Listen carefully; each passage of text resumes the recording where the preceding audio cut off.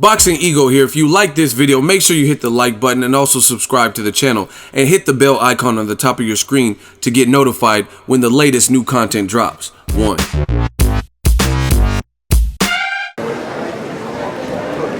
Okay. Yeah, he's on the way right now.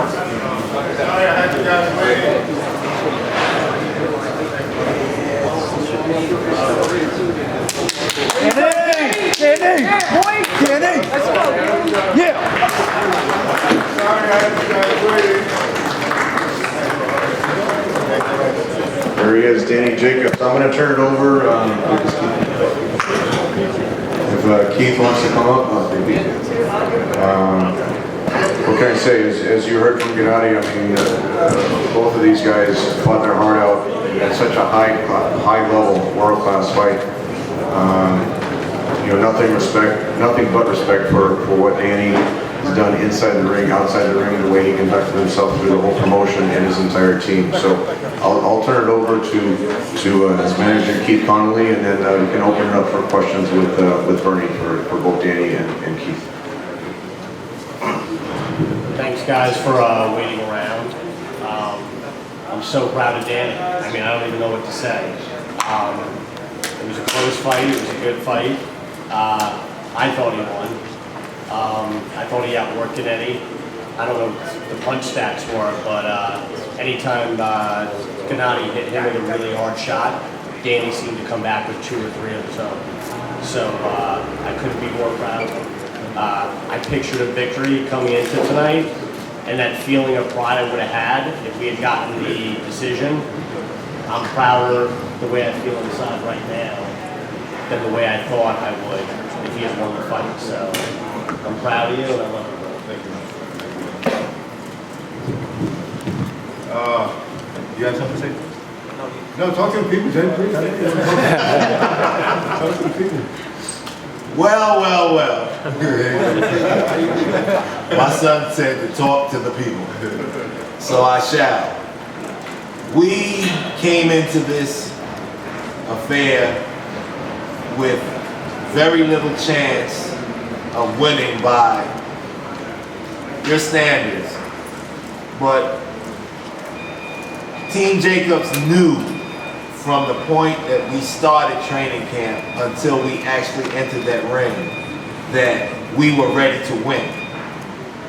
And Danny showed tonight why he is not just an elite middleweight, but a world champion middleweight. Keith just expressed the fact that he was really proud of him, but I don't think there's anybody in here as proud of Danny as I am. We've been on this quest for supremacy since he was 14 years old. And I've watched him grow into a strong, intelligent, charismatic man and a fantastic fighter. They often say that great trainers are only great by the athletes that they work with. Tonight, my son made me great. I love him.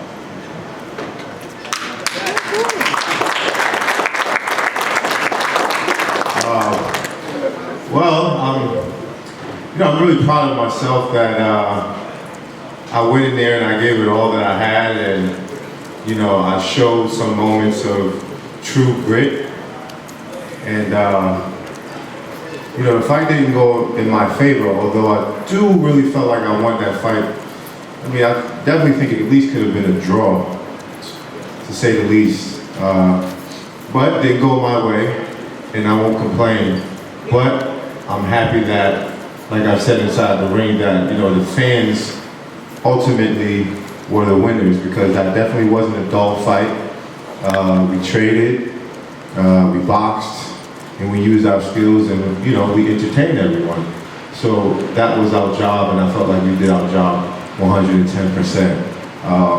I'm grateful for this opportunity, and I know that with the performance that I had now, that it's not over for me, that the future is that much brighter, and we're going to continue to keep pushing. So thank you guys for all the support leading up to the fight, all the media coverage that we've had. You know, you guys keeping this boxing thing alive. You know, it's you guys, and it's your responsibility to make sure that we do it the right way, or that you do it the right way, and I appreciate and applaud you. But, you know, boxing is boxing, and anything can happen, and I definitely think I shocked a lot of people tonight, because going in, I was definitely the underdog, and I had no chance. So I proved who I am, and I proved what I can do. What all I can do is look forward to the future. So thank you guys very much, and I guess we can start taking some questions, and we're going to do the hand thing. Danny, to your right, congratulations on a great fight. Thank you. I wonder, first of all, if you feel like you come out of this enhanced, even though you lost the fight, that your reputation is higher than it was going in? I got that Bruce Lee word blow, man. I really feel like, you know, this was a win-win situation for me. Because when you're an underdog, it's like I was, and when you go the distance and you fight back and you hurt the fighter and you know, you show what you have inside of you, you know, this is boxing. Sometimes you win, sometimes you lose, but it's ultimately about making fans and pleasing everyone and showing that you're a crowd-pleasing fighter. And then the second thing I wanted to ask you is, you see sometimes guys, they won't take fights unless all the terms are in their favor. And you took a fight that necessarily the terms weren't in your favor. And so do you feel like if more guys would do that, that the sport itself would be better, and that boxing would be in a better place than it is currently? Yeah, absolutely. I think boxing has turned out to be more of a business because it's more lucrative than it's ever been before. So certain popular fighters kind of take advantage of that. But I understand that I was in a position where I had to earn my respect, and I had to, you know, go out there and face the best, even if the tournament wasn't really in my favor. I'm happy with the negotiations and how things went for me. And like I said, I just go back to the drawing boards and see if we can get the rematch or see if we move forward. But, you know, I definitely think this was a win-win situation for me. Danny, I'm sure there was a part of you that wondered coming in what Golovkin's power would feel like and how you would react to it. After going through 12 rounds, what did it feel like, and how do you feel you reacted to it? It wasn't what everybody made it out to be. I mean, it definitely wasn't this boogeyman, knockout artist that everyone is saying. And even when I got dropped, they said I got pushed a little bit. I mean, I did get hit, but I would have to go back and see it. But I wanted to go trade with him right there because it really didn't hurt me. I really didn't get hurt like I thought. If he landed one of those shots, it would be over, you know. And I won't say he's the biggest middleweight, but he's a fair-sized middleweight. And I knew going into the fight that I would be the bigger man. And, you know, we outlanded him in punches. We threw more punches.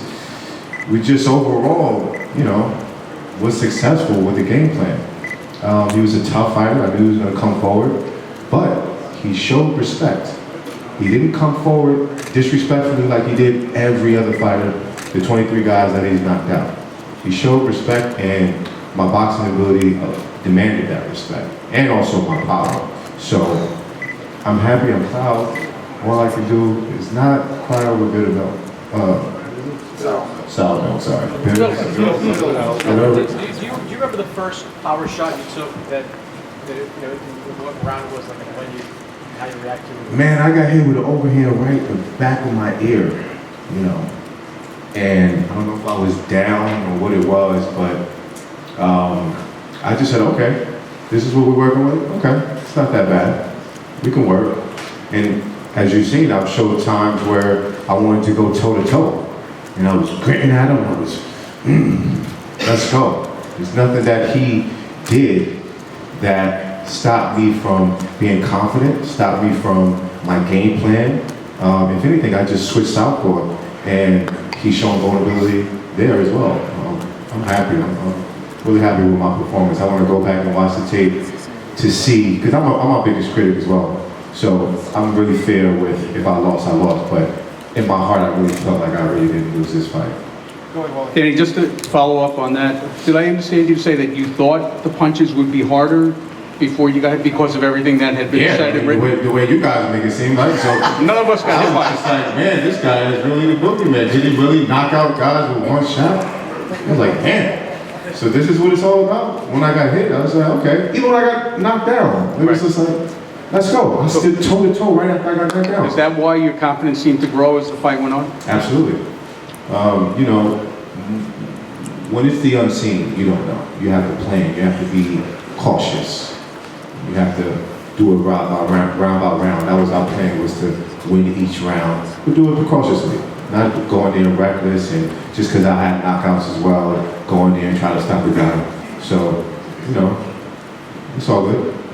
And Danny, when you talk about the respect that he had to show you, how much of it had to do with your hand speed, making it tough for him to stay inside where he normally does? I think it was the hand speed, a lot. I'm not sure which one it was the most, the power of the hand speed. But I did land sometimes at will with my jab, and especially when I was southpaw. I mean, at times he really couldn't touch me. But I'm not sure if the judges seen him throwing harder shots or however they were judging it. But at the end of the day, I'm happy with my performance. If we can do it again, I would love to. Right away. Yeah, I mean, if you ever seen him fight a southpaw, he's always shown vulnerability. Kasim Uma, Monroe, this guy named Ivan Gardner that really showed me some flaws in him. And I was just like, I'm really good at switching southpaws, so, you know, let's go in there and switch it up and confuse him. And that's exactly what I felt like we did. One thing about that, Danny, with the southpaw stance, while I asked you. Hold on, did you think I won, Dan? I had the fight 115 to 112 for Triple G. Oh, jeez. But you fought a hell of a fight. Guys, they're hard. Maybe I shouldn't have asked him. I should have asked probably somebody like that. One of my fans, I probably should have asked. Go ahead, Dan. I love you anyway. Hey, brother. No, but if it was working so well, southpaw, why did you stay there? You only did it a couple of times and for kind of short stretches earlier in the fight. Did you think about staying there much longer because you said you saw the flaws? Yeah, well, you know, the game plan was to not stay southpaw. The game plan was just confusing. And I do southpaw very well as orthodox. So that's why it probably wasn't the best idea to stay southpaw. But, I mean, you've seen him missing. You've seen him not really being able to land, especially those hard right hands that he normally throws. So, yeah. One other question then. A lot of the discussion has been about how you took Gennady Golovkin's punching power and it wasn't as much as you thought it might be. My question for you is, do you feel like you landed your best punch on him, and what was your thought and how he reacted to your punching power? Because your power was a little bit downplayed coming in because of the knockout streak that was so much greater than the one you were working on. I definitely thought I hurt him maybe 2 times in the fight. Not hurt him enough to where he'll go down, but I definitely seen him back up, and when I hit him with a body shot, a hard body shot, I heard him go, ugh. You know, so, I mean, he's a man. And when I was looking at him, the face-off, that's all I seen. I didn't see anything that you guys made him out to be. I seen a man that could be hurt, and that's what the mentality that I had going inside that ring. Danny, how important was it for you? I know you rehydrated to maybe well above 170. Did that extra weight help you accomplish, take those punches a little bit more effectively? One would know. I would have no idea. I just know that I'm a big middleweight. And I know he's not the biggest middleweight, even though he's a big puncher. Really didn't seem to hurt me that much. I don't know if the nutrition played a part, but we lost the weight very well. Chris Algieri helped me out and did a very, very good job of making sure that we weren't drained, like maybe some of the previous fights we had before, and we hydrated properly, make sure we can put our best foot forward. And you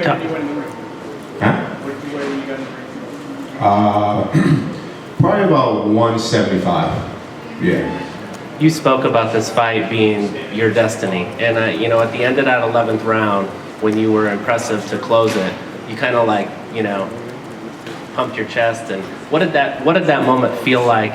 And as the fight went to the judges, how were you feeling?